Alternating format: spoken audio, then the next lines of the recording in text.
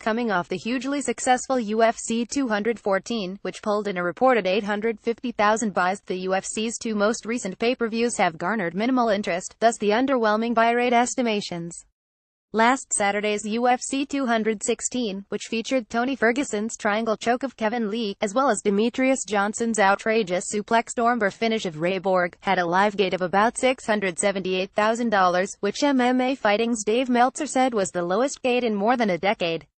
In terms of PPV buys, Meltzer wrote in his Wrestling Observer newsletter that very early indicators look up about 20% from last month, but that was a rock-bottom 100,000 buy show. Meltzer had already written in his previous newsletter that UFC 215 Nunes vs. Shevchenko 2 was estimated at 100,000 buys, so 216's early projections have it at roughly 120,000. This would be the first time since 2005 that consecutive UFC pay-per-views have drawn less than 150,000 buys.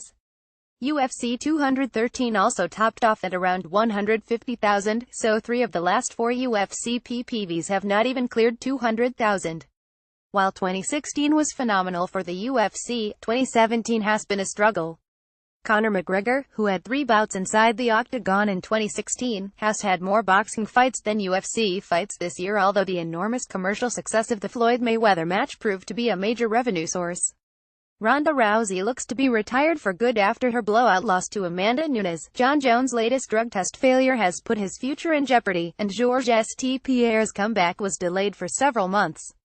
On the plus side, the UFC will have GSP back on November 4th, as he takes on Michael Bisping in the UFC 217 main event. UFC 218 on December 2nd features Max Holloway vs.